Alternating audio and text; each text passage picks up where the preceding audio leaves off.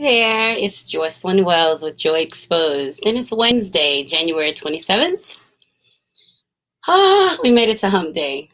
Thank you guys so much for joining me tonight, and let's get started. So tonight I decided for 3 cheers of joy that I would have a little bubbly, right? Thought I'd pull out the poppy Prosecco because I needed sometimes we need those moments of just going to be good, and you do something to make that moment good. Well, this is the moment that I'm making good. I have my poppy Prosecco.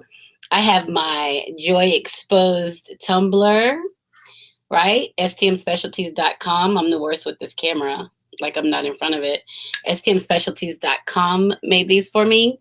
It's got a little wine decanter too, so this is what we're drinking out of tonight. So before we get started on 3 cheers of joy, let's open this champagne. Let's open this Prosecco. It's one of my favorite things.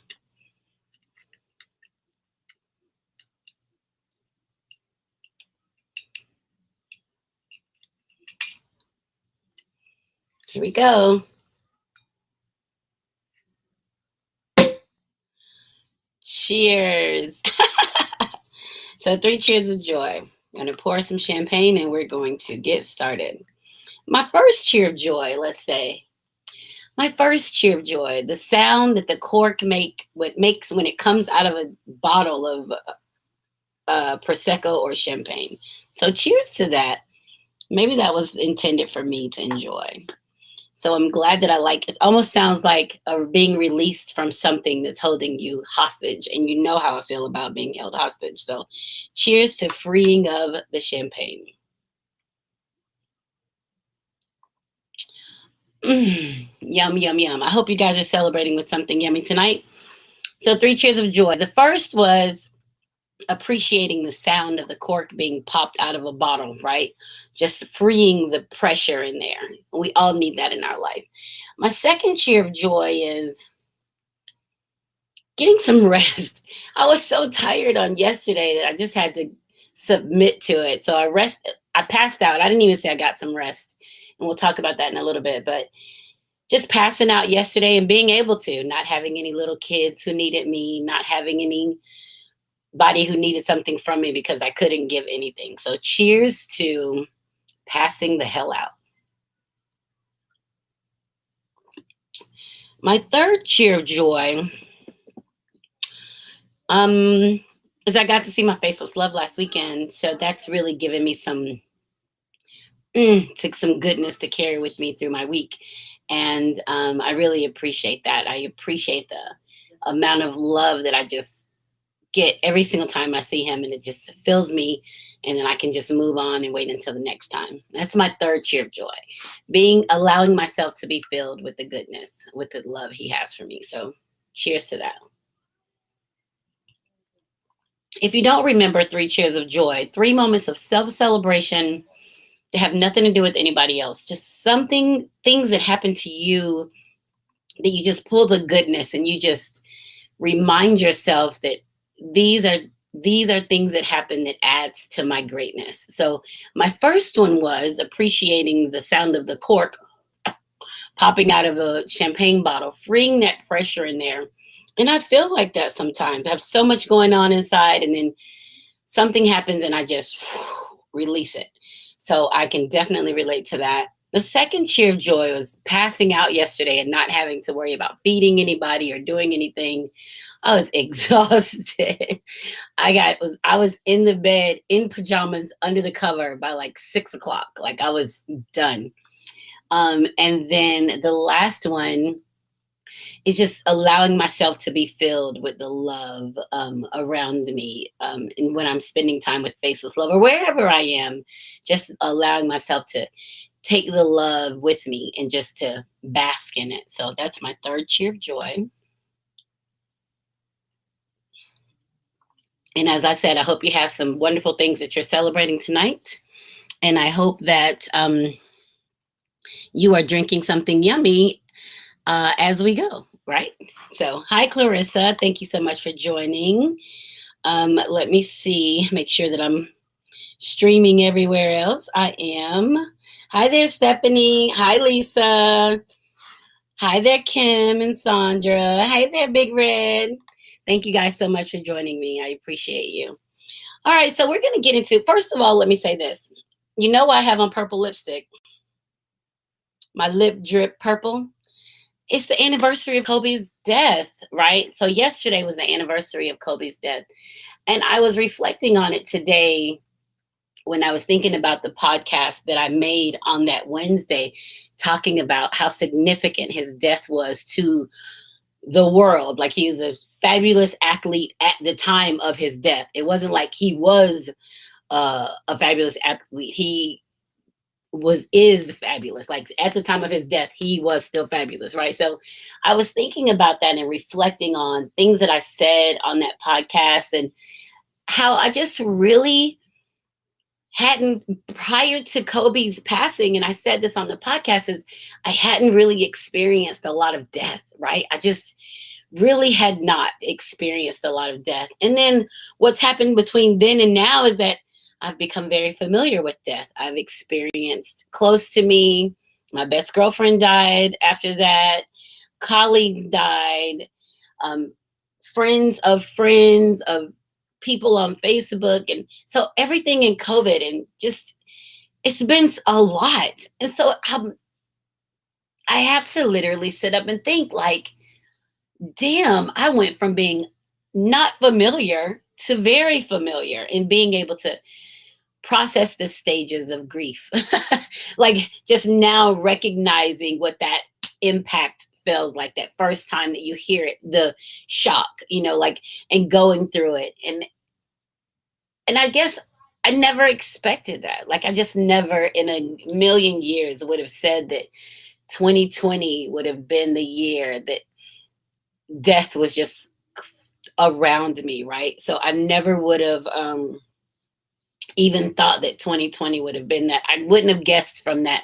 Although I do believe that if we know that God decided it was time for Kobe to leave, that we should have known we were about to be in some bullshit with this pandemic. And we're still in it. So we're here a year later and we're still in the pandemic. Jeez, right? So we got to see how that goes. But that's not what this is about. So I wore my purple lipstick in honor of Kobe. And the players have been playing ball, and they've been hand gesturing for him and pointing to places and just giving him so much amazing energy, recognizing that because he was who he was, they are. That a lot of them, some of the younger guys grew up watching him play, right? Just like he grew up watching Michael Jordan play. And, so you have to recognize the connection of that. So this was for Kobe. May he continue to rest in peace. All right. So let's see what else. We get ready to go in. Well, before we get in, let's go into Facebook post of the week, because we had another death of a great athlete this week, Hank Aaron. And one of my Facebook posts of the week is about Hank Aaron. And I'll start with that. So Facebook post of the week brought to you by STM Specialties. And STM Specialties responsible for my Steffi, right? It's really cool. It's got my little logo on there, microphone, and little Joy face for Joy Exposed. And they made this really nice tumbler set for me with 2 tumblers and a wine decanter that goes along with it. So stmspecialties.com. All right, so Facebook post of the week. One of my Facebook friends, her name is Sheila Phelps Bell. She was actually the winner of one of the Steffies last year, I think, early last year. I swear, when I think back on Hank Aaron, I remember my daddy having us in that hot ass Braves stadium watching him play, and that TP with Chief Nakahoma. Right? That was her memory of Hank Aaron. And I thought, I'm going to share that because we don't really get to hear, I don't get to hear people talk about their experience when they got to watch Hank Aaron. And knowing at the time there wasn't any value to her, but it was definitely value to her dad to be able to see him and talk about, the one thing people talk about is he broke Babe Ruth's record. And he went through hell to do that, even to get the recognition of being a good equal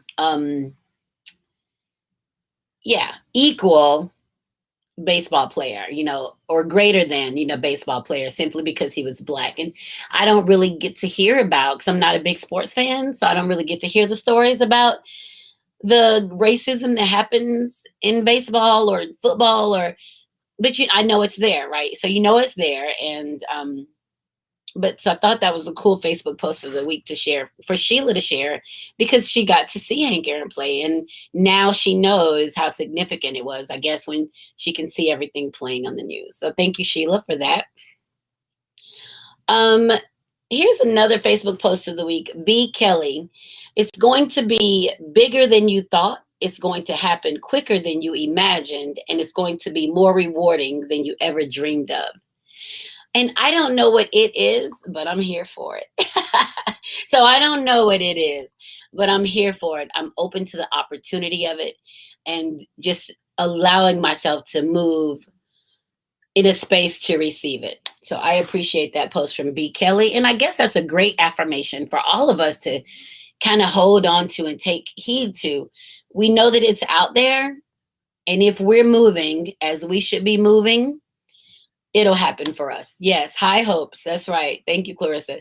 It's going to happen, and we'll be rewarded for it. It'll be greater than we ever imagined. Like, our imagination isn't even ready for it. And then here's one from Clarissa Gillis from The Sweet Spot. The Sweet Spot is a podcast, a radio show, that happens on Friday night at 8:30. And it's called The Sweet Spot. She talks about everything from vanilla to vodka. That's what she says in her slogan.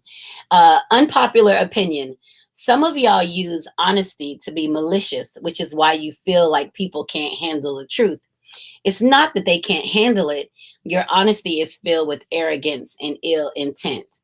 Oh, I read that and whoa, I was like, ding, ding, ding, ding, ding, bullseye. That is a great Facebook post of the week, simply because I say all the time, tell me the truth, be honest with me, like, tell me the truth. But when somebody's trying to tell me something and they're being condescending with it or mean with it or arrogant, or I'm over it. I don't care if it's whatever the truth is. I don't need to hear it anymore, because I'm in a space that you don't get to make ill use of me. That ship has passed. You don't get to make ill use of me. I am not for that anymore. And you trying to hurt me or make ill use of me just confirms that you don't love me. And you're not for the good of me. So keep your truth and get the fuck away from me. I mean that. All right. And lastly, this is kind of funny. I got to finish with something silly. This is William Payton. He's a Facebook friend of mine. He's from Marietta. If you are talking to me and I ask, do you want a peppermint? It's not a question. It means your breath stinks. Here, eat this peppermint. So I think, you've had people ask that question before, like, how do you let somebody know their breath stinks, and, that kind of thing. So, here, have a piece of gum, have a peppermint, and they're like, oh, no, I don't want any gum. And you're like, yeah, you do, or you should. So somebody with some stinky breath. So those are my Facebook posts of the week. And they're brought to you by stmspecialties.com, which you really appreciate them and their continued support. And we will continue to move. So I talked about Kobe. I talked about Hank Aaron. Gave some props there. Kamala has been in office for a whole week, and I've been trying desperately not to be like, what's she doing today? What's she doing today? What's she doing today? I'm so excited about her being in office. So I'll report on that in a couple of weeks. I'm going to let her get her shoes set up in the new house first before I start bugging her, trying to see what she's doing. So if you have not subscribed to my YouTube channel, subscribe to my YouTube channel, please. I will put the YouTube address in the comments right now. If you would go and subscribe, that would be wonderful for me, trying to build up my YouTube base. I'll put that in there. I'd love for you to subscribe. Help me get those numbers up. Thank you. All right. And so we're going to continue. I have been jotting down stuff all day. Just a couple of articles I wanted to read and talk about. Just things that are happening, and figure we put them out there. And then so I actually been trying to have an agenda. I told you guys that. Trying to minimize my ramble, but sometimes I ramble is what I do best. So that's that. All right, so let's see.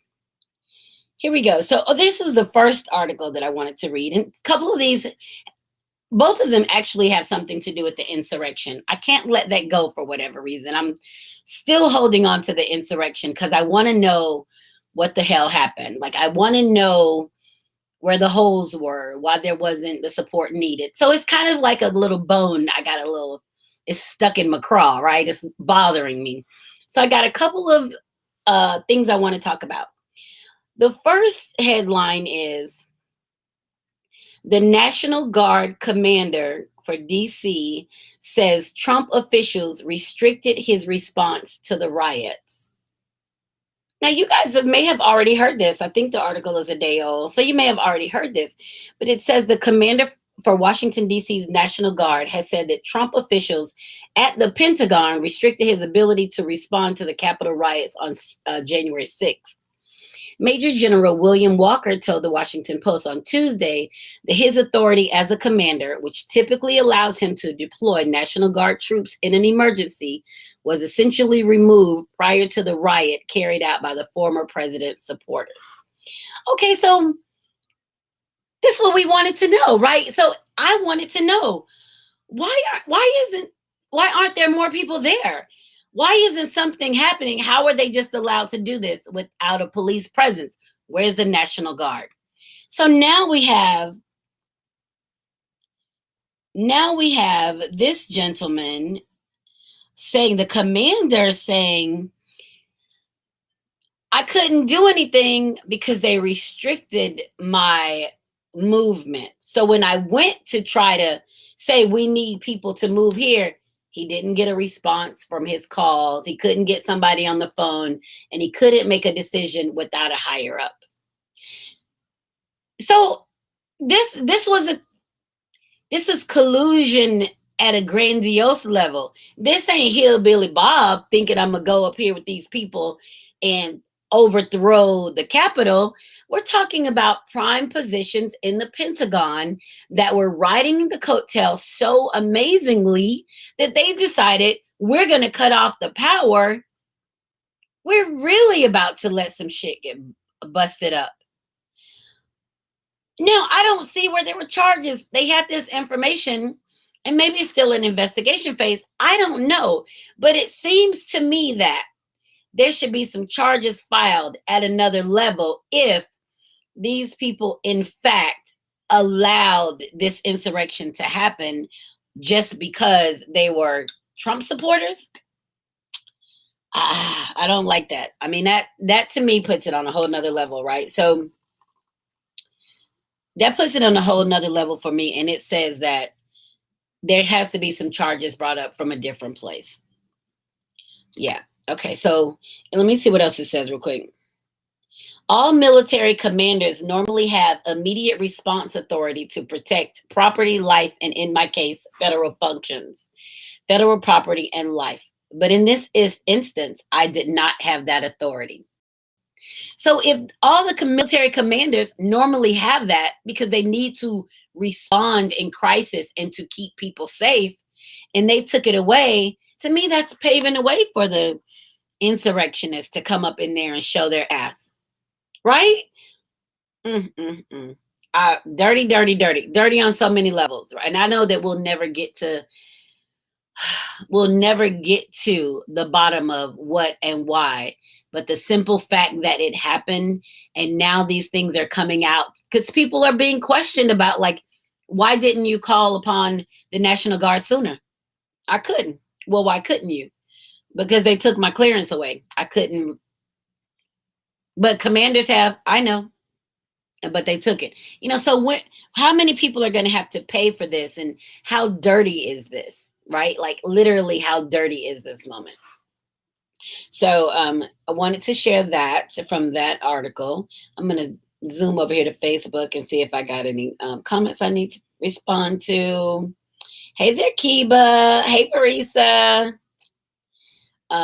So yeah, so that was kind of that's crappy to me. Now, I haven't heard. Well, I'm interested, but I've been trying not to be consumed with it about all the arrests that have happened since the insurrection. And, there've been plenty. I told you we had a suicide. They've got some people arrested and not bailed and not getting a bail, and some that have been bailed out. And it's all kinds of, things are happening, right? The FBI on it. They're pulling facial recognition and IDing people. Family members are turning in family members, and all of these things are happening. So it's happening, but we won't get all of it, of course. Well, we don't have time to get all of it, but I just have to find some kind of solace in the fact that somebody other than me cares about what happens in my country. Like, somebody else has to give a damn about the bullshit happening in my country, and not just me. So, and that's all I have. I'm in Central Florida. I don't have access to anything but news and articles and internet.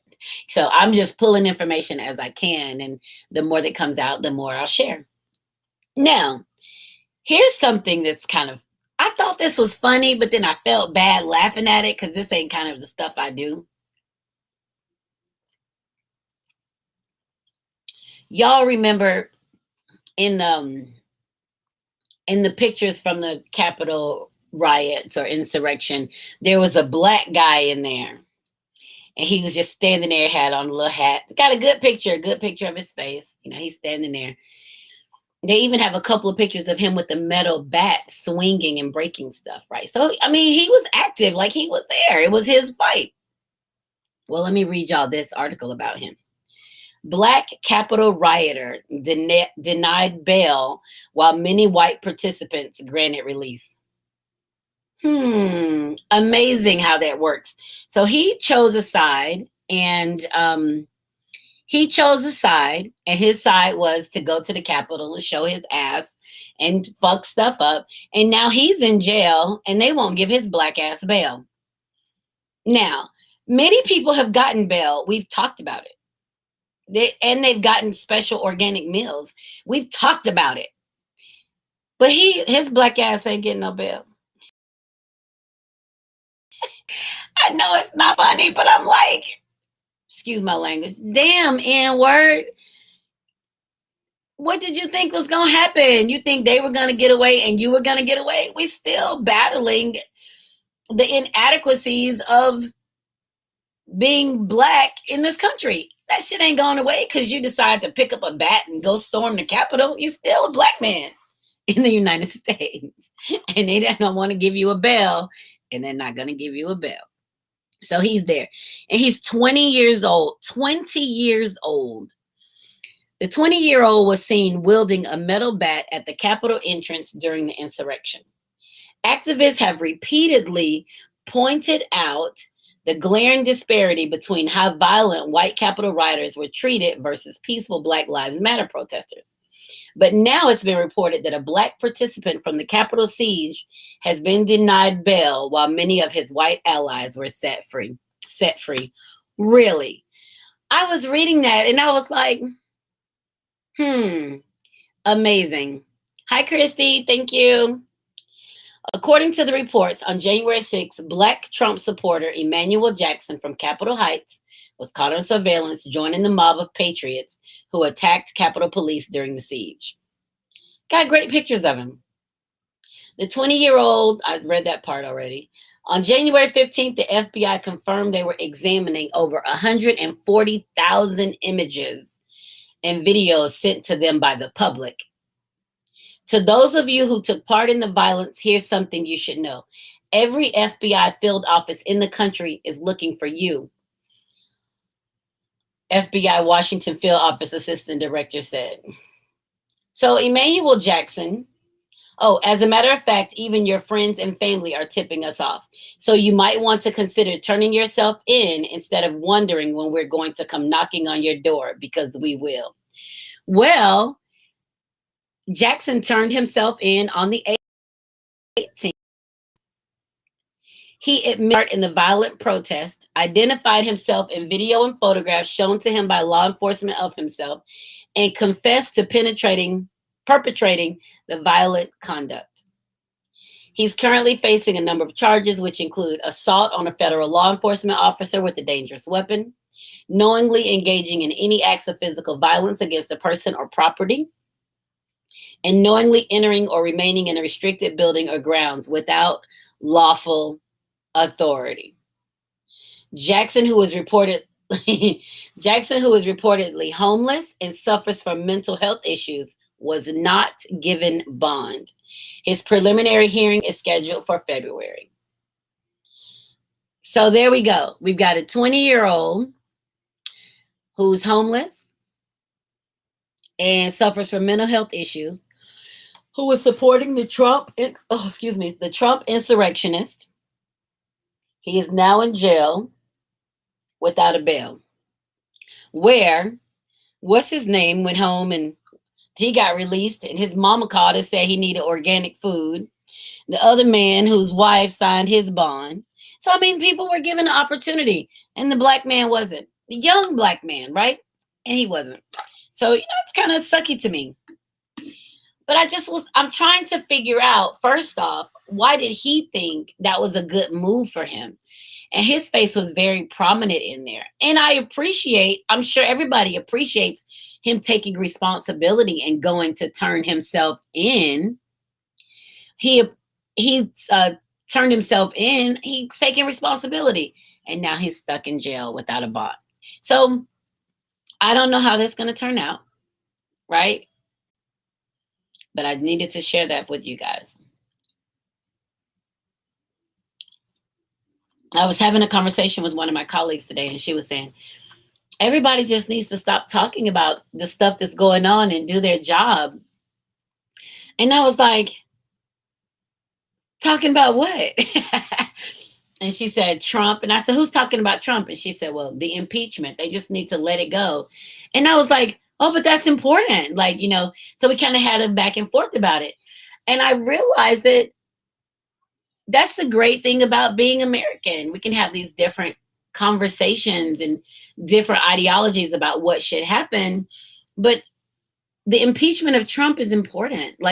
That's an important step in the history of this country, simply because we don't need him trying to run again in 4 years or 8 years or ever, right? He needs to have that right of his removed. He has violated enough things that he should not be allowed to, run for office again. And I said that, and she says, well, if he runs again and we vote for him, then that's what we get. And I said, well, that's not fair, considering that we collective as a country and individuals, we repeat the same behaviors over and over and over, whether they're good for us or not. So I just thought that was really interesting to have that thought process. And she even said, well, don't people have work to do? People got stuff to do. I said, well, the impeachment is important work, right? I think impeachment is important work. And she's just saying, no, she didn't. She just wanted it to go away. And I just, I don't know. I don't know. And I said this when I started having this conversation with you guys tonight. It's like, I'm kind of caught in this. I need to see that some shit happens. I need to 3 hots and a cot. Yeah, he turned himself in because he was homeless. Yeah, 3 hots and a cot. That's right. Probably he's nice and warm now. We're talking DC. So I need to see some resolution in this. I need to see the processes that we've said would work. That's what I need to see. And so maybe I'm spinning my wheels in an empty space. I don't know, but that's important for me to see the due process, to see how it turns out. So that's my little political, there must be consequences, and it doesn't just go away. We all face consequences daily to our choices. All right. So now let's take a moment, shift gears, get comfortable in where you're sitting, and just Just release any tension that you have. You can move your toes around, your shoulders, whatever. Because the one thing about COVID and us being in this space for a year is that it has been stressful as hell. And my main problem in COVID is that I think that the way I worked pre-COVID is the way I should work during COVID. You know what I'm saying? Like the things that I did, I should still be able to do. But let's be honest, COVID has literally changed the way that we fucking function. Like COVID has literally came in and shook the whole house up and said, we're not doing that no more. You think of a house full of people that everybody used to leave the house and go where they were going, became a house full of people where everybody stayed in the house. So you're dealing with people, more your people regularly. Your job has probably changed. Think of all the offices that people, it was important for you to go to the office. You couldn't work from home. You had to go to the office and you got this lavish office space and they shut that shit down and sent everybody home. So you think of all of these things that we did that was so important to us in our day, and they're all of a sudden taken away from us. And we've got to figure out how our mind has to figure out the function of it. And it's not simple, right? It's not simple. You can't just make your mind say, oh, I'm just going to start staying home, because it doesn't work like that. And so COVID has been exhausting in the expectation of yourself, in the expectation of others. COVID has been exhausting. And I don't have a problem talking about it. I usually mention it every week. It's been a struggle for me because I'm a mover. I go and I do, and I that's what I do. I didn't fly. I don't think I flew at all last year. Or maybe it would have been January or February. I don't think I flew at all last year. But I took my first flight last weekend during COVID, and I was fucking terrified. Like, I don't know what I thought was going to happen. I even said I didn't know what was going to happen, but either I was going to get off the plane and die from COVID, or I was going to be on the plane and have an anxiety attack and die from suffocation. Like, so something in me was like, this isn't going to be good. And it wasn't bad. It literally wasn't bad. People were very respectful. Fortunately, I wasn't on one of those planes where people are like, I'm not wearing my mask. And, fortunately, that wasn't the case on my flight. And people are very aware of each other and where they're standing and what they're doing and where they're eating. And so it was okay. So I just think that we have to, during this time, because we probably have another 6, 8, 9, 10 months. Like, we got some time. Like, it's not about to go somewhere fast. I just think that we need to figure out in this time how to take care of ourselves, how self-care, right? I just think that this is the time that we have to throw all of the norms out of the window, because nothing is normal anymore. Like, nothing is normal anymore. Like, all the norms are gone. The consistent thing about your day is that you're still in your day. The way you go to work, even if you're essential worker, the way you go to work is different. How you do your laundry, what you wear out, if you wash your face mask, if you need to buy more, like, everything about your day has changed in some way. You are the most consistent thing in your day. And we have to remember every day that if we don't put ourselves at the forefront of being healthy, that everybody around us, especially the people in our house, will suffer. We are the ones that set the standard for the movement of others around us. And there's this old adage, misery loves company. If you're miserable, the people around you are going to be miserable. If you're not miserable, They're not going to be miserable. You literally set the tone, because if you're miserable and somebody's miserable, they're going to come hang out. They're going to camp out. They're going to want to be with you because they're miserable too. But as soon as you're not miserable, you're in a good space, and they're going to be like, let me get the hell away from her because I can't do what she's doing. Or they'll try to regroup to do what you're doing. So we've really got to get in the space of self-care. And the space of self-care for me came along with resting, right? And I'm sharing this about me because I share a lot about me, but I never really knew how to rest. And you guys, if you go back and listen to podcasts from last year or the year before, you'll hear me talk about having like really low days.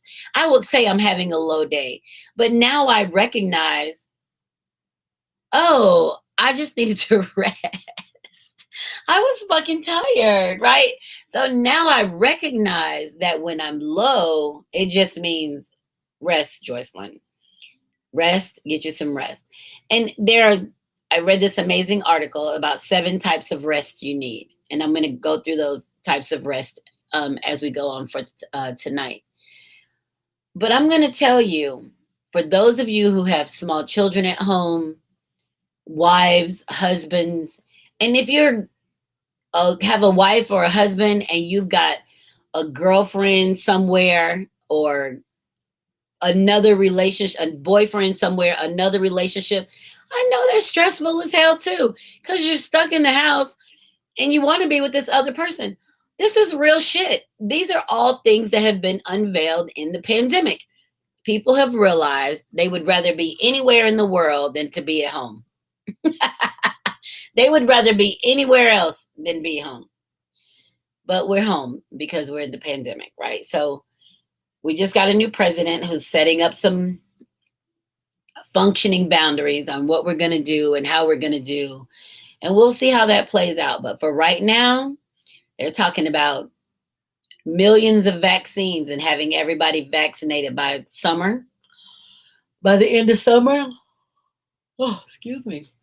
Having everybody vaccinated by the end of summer. I'm ready. I know I've talked to people who aren't interested in getting a vaccine. I'm ready to get a vaccine for no reason other than I want to be able to move around. I want to go. I want to do. I want to be able to let my guard down a little bit, right? Just a little bit. I've been to this heightened sense of awareness of everything around me. And now I just really would like to relax into I'm safe, right? I haven't found that place yet. And you guys watch the news and go to places and you see people are out. They're going clubbing. I'm sure there are a lot of COVID babies being made right now. People are going clubbing and they're going out to restaurants and people are out. And I'm terrified. Faceless Love and I walked through Ybor City. And that's it's like Bourbon Street in Tampa, and it's like old Cuban section of Tampa. We walked through there, and gosh, when was that? December? No, it had to be maybe November. Anyway, so we were down there, and we didn't know that people were hanging out because we had plans to do something. So we did what we were going to do, and then we came back to our hotel. Well, we decided after waking up, let's see if the pizza place is open, our favorite pizza place. Let's walk and get some pizza if they're open. So we call, they're open. We get dressed, we get our mask, we go walk down. As we're walking, we see like police cars and people walking the street. And we're looking at each other like, all these fucking people are out here in the middle of the pandemic.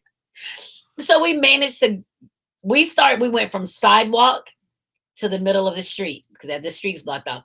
And we're walking down the middle of the street trying to stay away from people because there's so many people. Bars had so many people inside of them. And we were just like, yikes. So we go in, I stand outside, he goes get our pizza.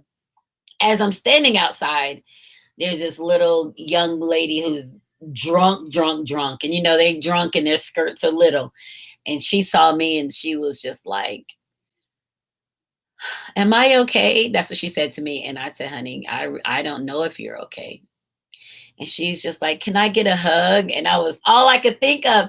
I'm looking at this little young person who needs some compassion in the middle of a pandemic on the street of debaucherous behavior. And all I'm thinking was, oh, don't touch me, don't touch me, don't touch me. I hugged her. Tried not to seem like squeamish because I figure if my child needed somebody to hug them in the middle of some shit, then I would need for somebody to give them a hug. So I gave her a hug, let her go. She went on her way. So Faceless Love came out with our food, and I'm like, we got to get the hell out of here. It's gross out here. I was like, it's gross out here. We got to get the hell out of here. And we walked back and thanked the police for being there because the police was out there just to keep them safe, not keeping social distancing. And we got back to that hotel room. I think before we even got in, we were stripping our clothes off, trying to bathe and because it was like, because we don't know. We just know that people are dying from COVID, right? So we just wanted to get out of our clothes and get clean and to shake that off even before we ate. And I know my life has changed because Ybor City is a favorite place of mine to go sit and hang out.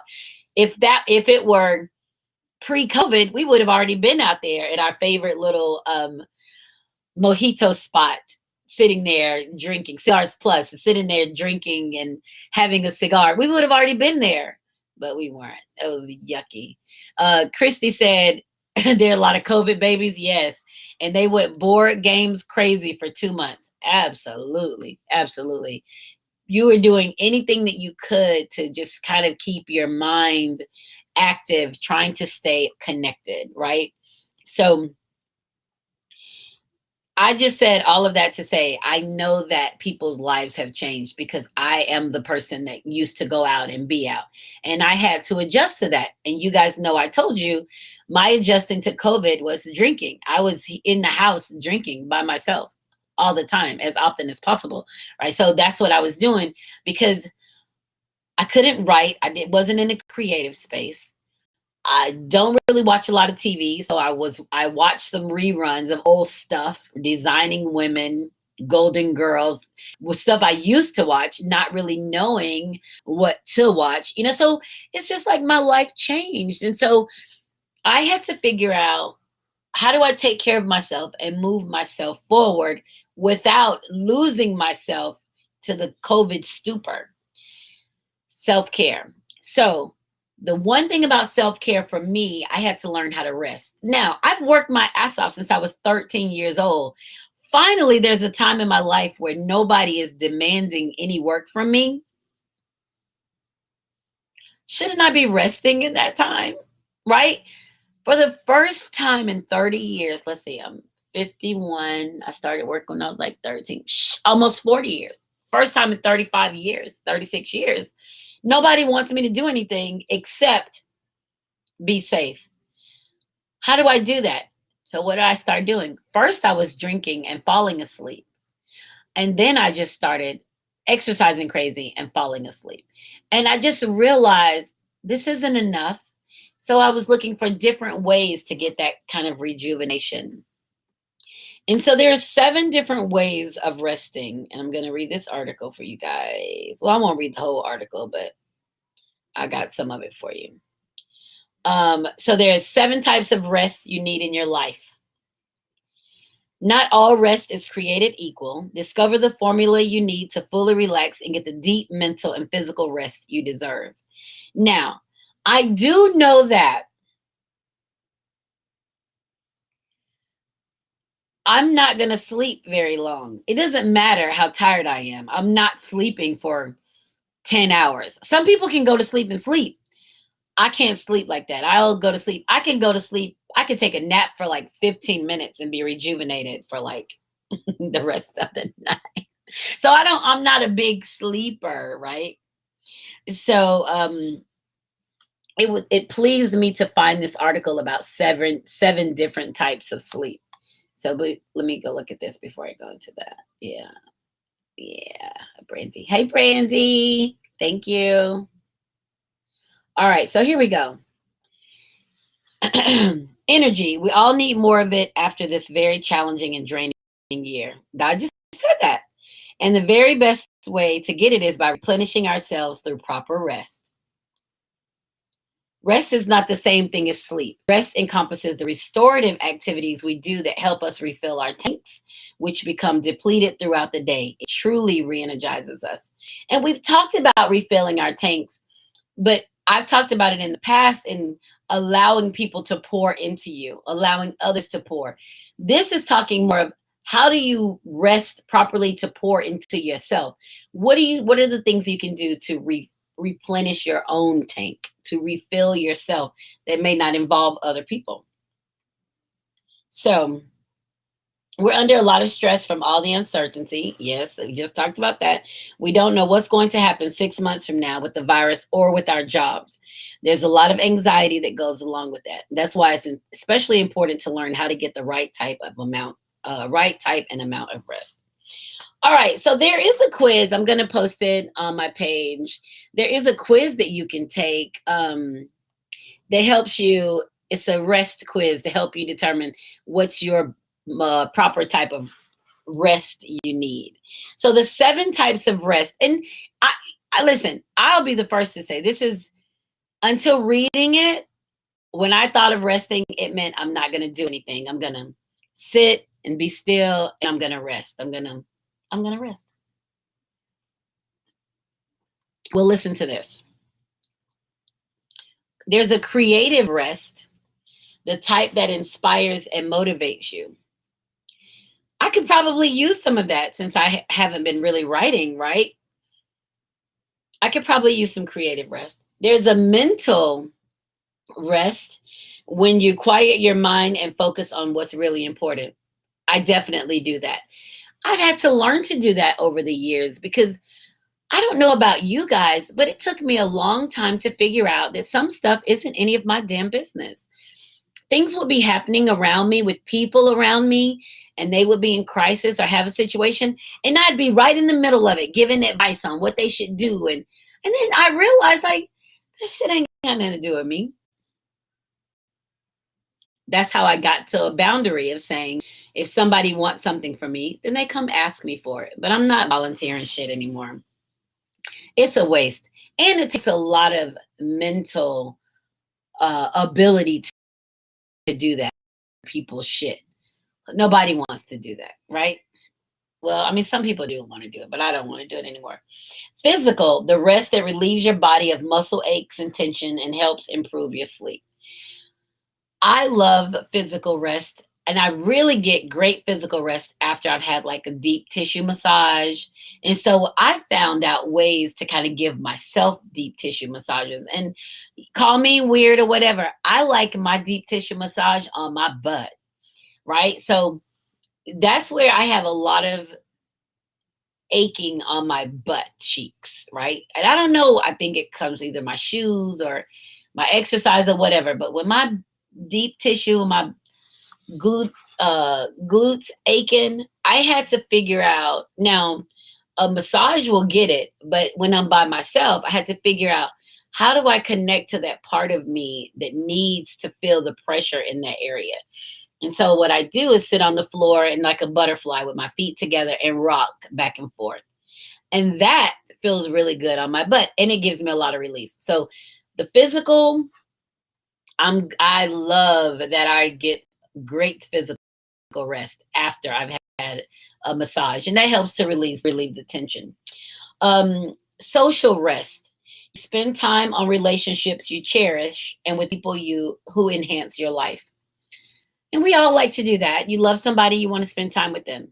But it's the people who you don't love that you don't want to spend time with, but they demand something from you. Those are the things you have to stop doing. You have to stop attending the Zoom call for this just because of this. If it's not good for you, if you're leaving empty, if you're not leaving with more than you came with, then don't fucking do it. Like, I'm serious. You have to be able to say, no, thank you. No, thank you. I'm okay. Y'all have fun. Have fun now. You hear? Leave yourself out of it. It's okay. People who love you and care about you are okay with you setting boundaries for how they operate with you. Um, Emotional, the ability to express your deepest feelings and be your genuine self. We don't get to do that often, right? We'd like to. Nobody wants to get caught up emotionally. And hell, because of it, I've been said that I don't have much empathy because I try to leave that piece alone. And but I've realized as I've gotten older is that everybody isn't worthy of seeing that emotional self, your emotional self. Everybody can't value you being in that vulnerable space, right? But we have to learn that because at first we just put it out there and then we realize, well, this was a waste because I didn't get anything back and I feel worse than when I started. And we have to realize that, okay, how can I not lose myself emotionally here and save it for this space because I'm loved over here and I'm safe if I'm vulnerable, right? That's hella important. Sensory gives you a respite from background noise, including negative self talk and digital devices. My sensory rest comes at night. I don't sleep with the TV on, lights on, none of that. Yeah. Pitch black, nothing. I don't want any sound or anything. And it kind of helps me the fact that I can't hear well out of one of my ears because if I put that ear in the pillow, the good ear in the pillow, then I won't hear anything. So my sensory rest probably comes when I'm preparing to go to bed because it takes away from the synthetic noise away from me. And I've always pretty much been like that. I don't want anything on. I don't need to sleep with any music on. Sometimes I may ask my little device to play some rainforest or thunderstorms or sometimes I'll do that if I'm but then I'll turn it off before I go to sleep or I put my ear in the pillow then I can't hear it. So but sensory is good. We don't need to be overstimulated with noise. We don't constantly need to be processing something that's happening somewhere else.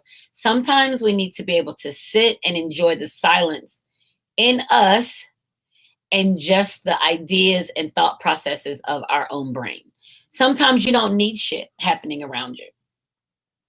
And I mean, that could be your kids, your husbands, your wives, friends. It doesn't matter. Sometimes you just need to be in a quiet place and just in it.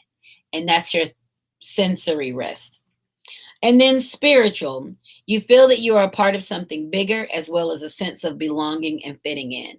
That's me. That's the rest I probably get more often than not is because I try to stay connected to the universe. I don't really have a religious denomination, I guess. I guess I'm spiritual, right? I understand that my relative placement is unfortunately insignificant in the grand scheme of things. Especially if I don't meet my purpose.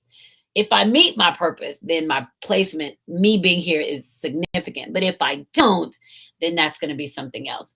So my spiritual rest is probably the thing that gets me the most, that I pay enough attention to because I understand the importance of staying connected to everything around me. Like, I don't believe that I move solely on my own. I know that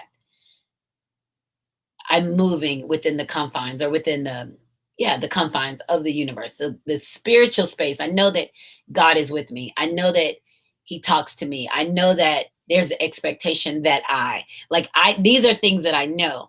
And so I'm not selfish in that I got this on my own, not by any means. I am wholly aware of there's something greater than this. There's something greater than me in this. So that's probably where I get my most rest is in my spiritual self. I think I probably get my least amount of rest in I think I do pretty well in all these categories. That could be because I'm a kind of a loner too. Or recluse, right? So for mental and spiritual seem about the same to me, the way that I look at them. Physical, social, I think emotional is where I get the least amount of rest. Like, I don't get an emotional rest often. Like, something really has to happen for me. Like, for me to get emotional rest, something has to happen to push me over the edge and I lose my shit. And then I only really lose my shit with faceless love. Like, and that's really weird. Or maybe it's not weird, but he is a place that I can be vulnerable and I know that I'm going to be safe. I don't feel that anywhere else. Like, I literally don't have that feeling anywhere else. I know that when I'm with him, I'm going to sleep, pass out sleep. I know that. I don't have to worry about anything. I don't have to listen for anything or talk to anybody or do anything. I know that that is the place that I'm most comfortable. So he would probably be my emotional rest too, because that's where I can if I'm emotional, I can let it go there. I know that I can release there. But most otherwise I don't. This is literally, and y'all have seen me get to tears a couple times. Y'all hear me talk about my past and things that have happened and I well up to tears. I'm comfortable here, right? Like, I'm sitting in the floor in my bedroom talking to a camera. But I feel I'm safe here and I don't mind sharing things about me that's going to put somebody in good stead about themselves. Because remember, you have the blanket, the weighted blanket. Absolutely. I don't mind putting myself out there for to be in good stead for other people to take something from my experiences. I think that's a part of what my gift is. I think that's why my experiences are so vast, because here, take what you need. Like, my basket overflows. Like, I have a cornucopia of things. Take what you need from me, but don't mistreat me. Like, don't kick my security blanket. I thought you were talking about my weighted blanket. I like that too. Don't kick my basket over and mistreat it. Like, you don't get to make ill use of me. So I do believe that's a part of my purpose, my part of my being here, and just allowing other people to feel comfortable with me and sharing a message, right? So I just want everybody to be okay with who they are right now in the middle of a pandemic. Be okay with who you are in the middle of a fucking pandemic. Give yourself grace.